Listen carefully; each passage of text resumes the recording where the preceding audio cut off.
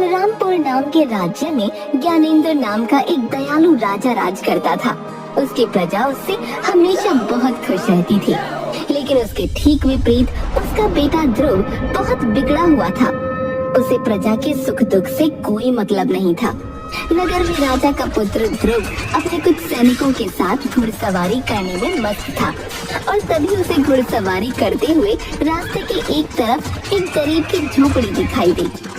इस झोपड़ी से गुजार कर देखी जाए। और अपने घोड़े की दिशा झोपड़ी की तरफ मोड़कर गरीब किसान की झोपड़ी को गिरा दिया। अरे वाह, मेरे घोड़े तो कमाल के हैं, मजा आ गया। अब घुड़सवारी का मजा आया।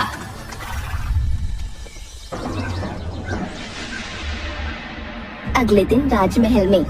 क्या बात है मंत्री, ये शोर कैसा हो रहा है? महाराज, एक आदमी अंदर आने के लिए दरबान से लड़ रहा है। अरे, ऐसा क्या हो गया जो वो इतना तड़प रहा है? उसे अंदर आने दो।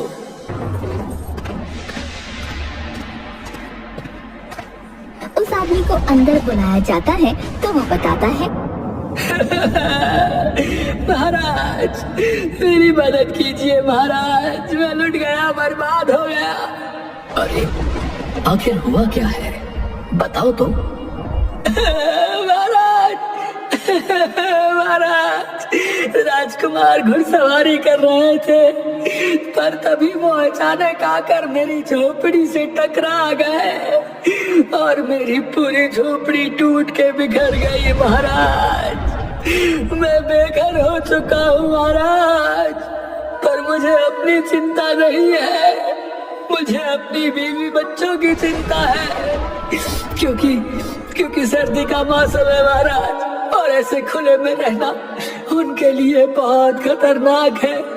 वो मर जाएंगे महाराज, वो मर जाएंगे, मेरी मदद कीजिए महाराज। मंत्री, राजकुमार को बुलवाओ। तुम चिंता मत करो, हमारे होते हुए अन्याय नहीं हो सकता, तुम्हें न्याय मिलेगा। राजकुमार को बुलाया जाता है। जी पिताजी, बताइए, आपने मुझे याद किया? ध्रुव, ये मैं क्या सुन रहा हूँ? तुमने इस आदमी की झोपड़ी तोड़ दी? मैं इसका कारण जान सकता हूँ? पिताजी, बस थोड़ी सी टक्कर लग गई थी, कोई बड़ी बात नहीं है। वैसे भी वो झोपड़ी बहुत कमजोर थी, और वैसे भी मैं अपने घोड़ों की ताकत को परखता रहता हूँ। बेटा, तुम्हारे लिए ये छोटी बात हो सकती है, लेकिन इसके लिए ये जीवन और मृत्यु का सवाल है।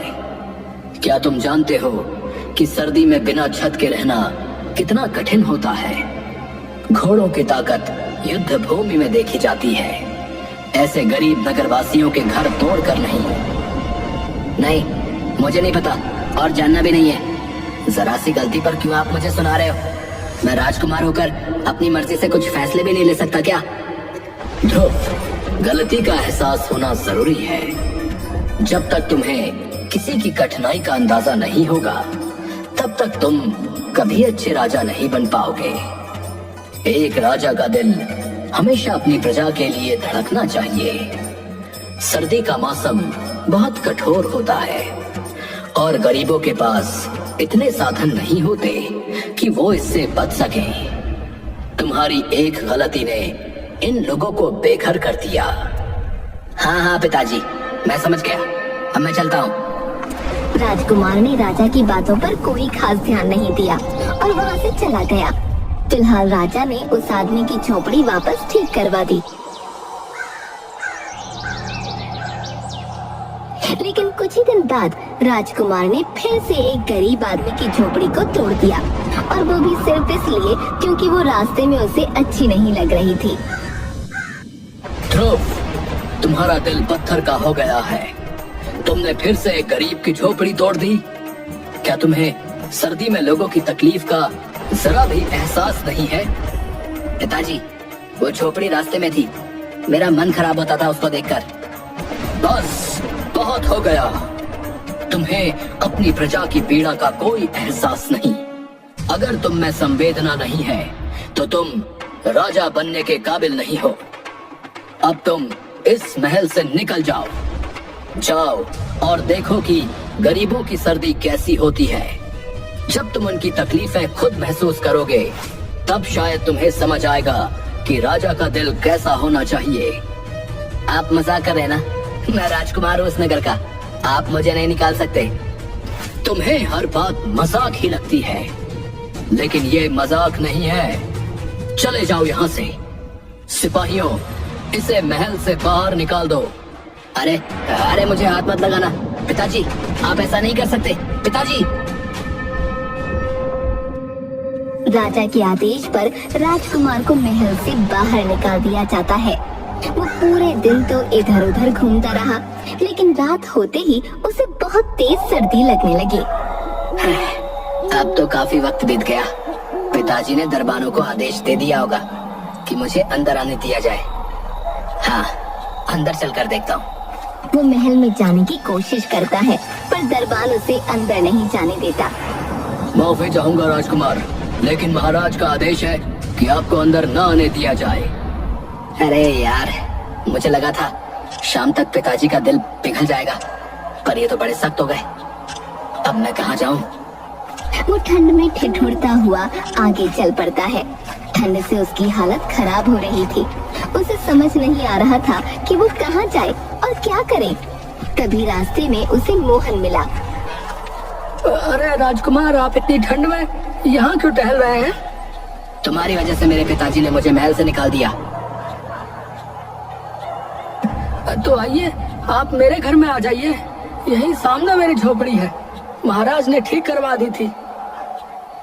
तुम अगर नहीं भी कहते ना तो भी मैं आने ही वाला था, क्योंकि तुम्हारी ही वजह से मैं बेघर हुआ हूँ।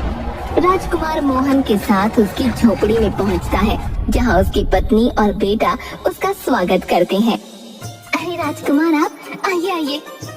राजकुमार, आपके कपड़े तो बहुत सुंदर हैं। मैं इन्हें छूकर देख सकता हूँ क्या? हाथ मत लगा। तुम लोग इतनी छोटी सी झोपड़ी में कैसे रहते हो? मैं कहाँ लेटूं? बिस्तर कहाँ है? मुझे क्या पता था कि मुझे ऐसे दिन भी देखने पड़ेंगे।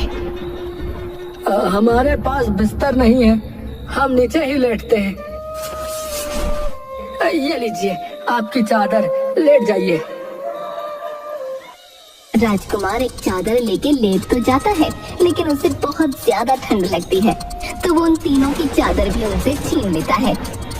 लाओ, मुझे दो ये चादरें, मुझे ठंड लग रही है बहुत तेज। हे भगवान, कितनी ठंड है। ये नगरवासी इतनी ठंड में इस झोपड़ी में पता नहीं कैसे रहते हैं। राजकुमार तो 4 चादरें ओढ़कर सोता है और वो लोग रात भर ठंड से कंपकपाते रहते हैं। सुबह होते ही गंगा देखती है कि सूरज ठंड से कांप रहा है और उसका शरीर तप रहा है। सूरज को तो बहुत तेज बुखार हो गया है। अरे मेरे बच्चे, क्या हो गया तुझे?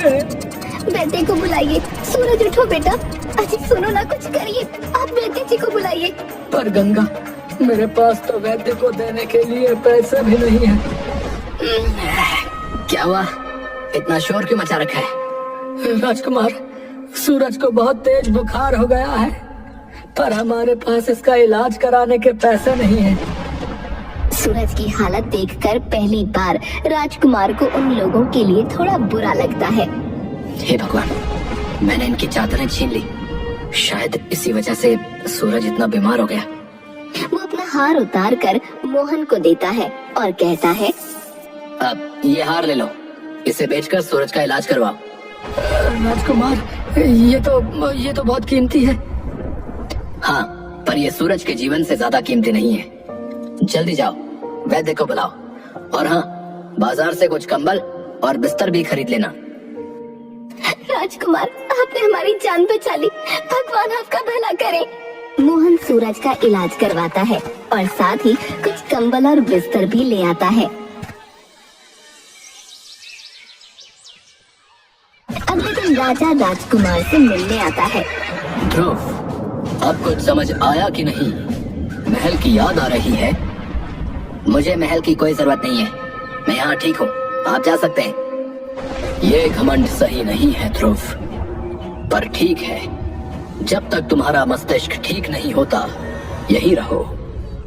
धन्यवाद, पर मैं अपनी जगह पर खुश हूँ। राजा वापस महल लौट जाता है। उसी रात अचानक एक भयानक तूफान आता है। हवा की जोरदार आवाज से झोपड़ी हिलने लगती है और कुछ ही पलों में झोपड़ी टूटकर बिखर जाती है। मोहन, उसकी पत्नी, बेटा और राजकुमार सभी खुले आसमान के नीचे ठंड से कांपने लगते हैं। हे भगवान, हम क्या करेंगे? ये रात कैसे गुजारेंगे? माँ, बहुत ठंड लग रही है। गंगा, हमारे हाथ में कुछ भी नहीं है जो कर सके। अब बस इस रात को किसी तरह काटना होगा। ये ठंड इतनी कठोर है, कैसे सहते हो तुम लोग इसे रोज? हम तो जैसे तैसे हर रात गुजार लेते हैं, लेकिन आज की रात तो बहुत भयानक है। मैंने जब इन लोगों की झोपड़ी तोड़ी थी तब भी तो इनकी रात ऐसे ही गुजरी होगी ना। हे भगवान, मैंने क्या कर दिया था? जैसे तैसे सुबह होती है, लेकिन रात की सर्दी ने सबके शरीर को झकझोर कर रख दिया था। राजकुमार अपनी मोतियों की माला उतारकर मोहन को देता है और कहता है, मोहन, ये लो, इसे बेचकर झोपड़ी को ठीक करवा लो। धन्यवाद राजकुमार। धन्यवाद तो ठीक है, पर तुम लोग ऐसे कैसे जीवन काटते हो? गरीब का जीवन ऐसा ही होता है राजकुमार। आप तो पहली बार गरीब की सर्दी देख रहे हैं। हमारा हर मौसम ऐसा ही है, कष्टों से भरा हुआ। मोहन उस माला को बेचकर झोपड़ी सही करवा लेता है, लेकिन कुछ ही दिन गुजरते हैं और उनके घर में खाने का सब सामान खत्म हो जाता है। मोहन, घर में अब कुछ भी खाने को नहीं बचा है। सर्दी ने तो हमारी सारी उम्मीदें छीन ली।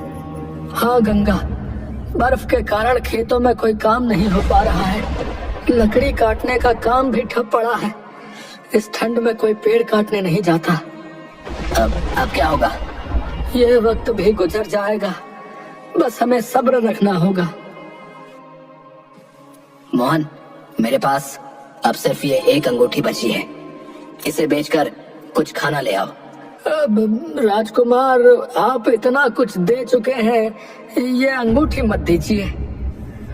मोहन, ये समय सोचने का नहीं है, जाओ इसे बेचकर खाने का इंतजाम करो।